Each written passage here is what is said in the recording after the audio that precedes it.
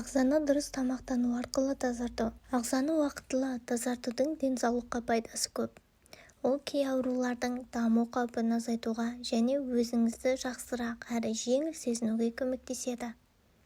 Ағзаны дұрыс тамақтану арқылы табиғи жолмен тазартқан жөн. Дұрыс тамақтануға уақыт бөлмейтін адамдардың ішектер қыртысында қорытылмаған тағамдардың қалдықтары қалып қояды. Олар уақыт өте қатайып, жинала береді. Олардың салмағы бірнеше килограммға дейін жетуі мүмкін. Оның барын мына белгілер арқылы анықтауға болады. Іштің кебуі, іш өту, іш қату, қыжыл, тері проблемасы, жалпы шаршау. Ішектерді тазартуды бастар алдында тамақтану әдетіңізді. Соның ішінде оның жиілігін ретке келтіру керек. Ең дұрысы аз-аздан, бірақ күніне 5 рет тамақ ішу. Сонымен қатар тәулігіне 2-2,5 литр су ішу маңызды. Ішектерді тазартудың бір әдісіне құрамында жас ұнық мөлшері көп өнімдерді жеу жатады. Оларды күніне 40-60 грамм жеу ұсынылады. Ол грек жаңғағы, қара қомақ жармасы, арпа, қара нан, зығыр және қоңыр күріште болады. Ұсынылатын тағамдар: жұмыртқаның ағы, сүзбе, айран, табиғи йогурт, майсыз ет, көксерке, көкөністер, жемістер, қою емес шай, салаттар, шырындар. Ал майлы сүт көп мөлшерлі жұмыртқаның сарысы, кілегей май, майлы тамақ, тәттілер, торт, алкоголь, қуырылған картоп, фри, қуырылған тамақ, какао және паштеттен аулақ болған жөн. Бүйректі тазарту. Әр адамның бүйрегі жылына ең аз дегенде 1 рет болсын тазартуды қажет етеді. Ол несеп шығару жүйесінде ең маңызды элемент. Бүйрек зат алмасу процестеріне, несеп пен қанды сүзгілеуге жауап береді. Оның басқа да маңызды қызметтері бар. Қан қысымына жауапты гормондарды өңдеу және ағзадағы натрий мен иондардың жеткілікті мөлшерімен қамтамасыз ету. Бүйректі тазарту керегін білдіретін белгілер: судың тұрып қалуы, беттің қызаруы, тамырлардың түйнеліп кеңеюі, жоғары қан қысымы. Бүйректі дұрыс шырын қоспасын дайындау арқылы тазартуға болады. Алдымен сәбіз, балдыркөк және ақжелкен тамырын шырын сыққышпен сығады. Содан соң алдын ала дайындалған шырындарды дұрыс үлестіре араластырады.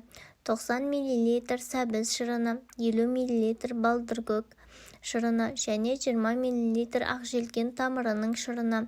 Оны 2 апта бойы күніне 3-4 рет ішу керек.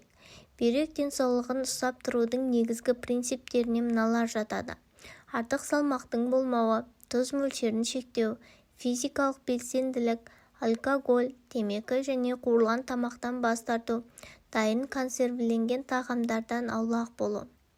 Лимфа жүйесін тазарту. Егер ол ластанса, буындар проблемасы мен аяқ-қолдың ісінуі пайда болады. Кей жағдайда лимфа жүйесі ластанған болса, иммунды жүйе әлсірейді. Лимфа жүйесінде лимфа деп аталатын сұйықтық бар. Ол дененің барлық жасушаларын қоршап алады. Негізінде ол бактериядан қорғауға жауап береді және маңызды қоректік қасиеттерді қамтамасыз етеді. Оның ластануына ауа мен су жағдайы және химиялық заттар себепші болады. Бұл жерде де өмір сүру салты маңызды рөл атқарады. Лимфа жүйесін тазарту үшін алдымен өңделген тағамдарды, көкөністер мен жемістерді ауыстыру керек. Қант мөлшерін азайту қажет. Қиын қорытылатын майлы, ет пен қаныққан майлар мөлшерін азайтыңыз. Сонымен қатар ақ ұнды аз қолдану ұсынылады. Күніне 2-2,5 литр су ішу керек. Лимфа жүйесін тазартудың тағы бір әдісі физикалық жаттығу жасау. Дене терлеу керек. Бауырды тазарту. Бауыр өзі қалпына келе алатын мүше, бірақ оған көмектесуіңіз керек.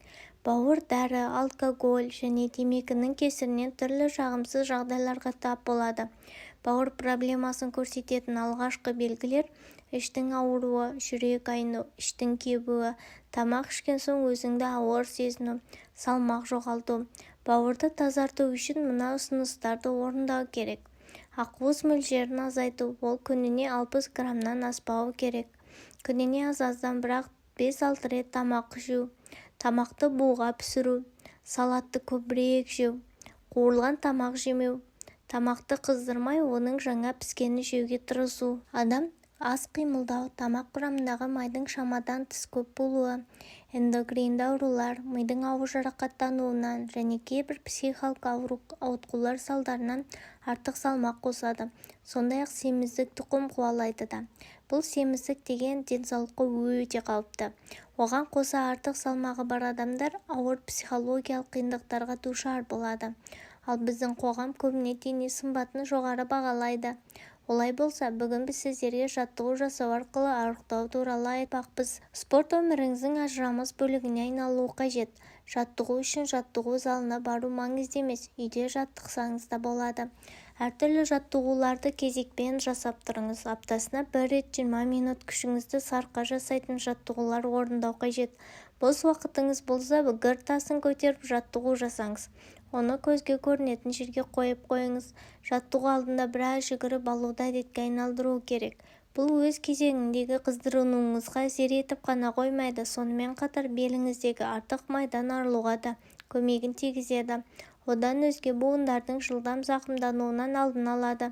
Жүрекке жасалатын жаттығуларды да ұмытпау қажет. Бұл жаттығулардың уақытын 5 минутқа дейін созыңыз. Бұлшықеттерді созуға арналған жаттығуларды жасаңыз. Сонда бұлшықет тонусы өз күшінде болады. Уақыт жоғалтпа. Тіс тазалау кезінде отырып тұруға қатысты жаттығуларды жасап тұр. Телефонмен сөйлесу кезінде де қозғалыста бол. Көп қабатты үйде тұрсаңыз, баспалдақпен түсіп, баспалдақпен көтеріліңіз. Теледидарды жатып көрген дұрыс емес. Одан да сүйікті киноңызды қолыңызға гантель ұстап жаттығу жасап көріңіз. Жаттығудың кейінге қалдыруға болмайды. 10 минут уақытыңыз болса, жаттығу тамашалауға болатын видео көре отырып, оны қайталаңыз. Кез келген спортшы мен модельдің айтатын кеңесі біреу ғана, ол қимылдау.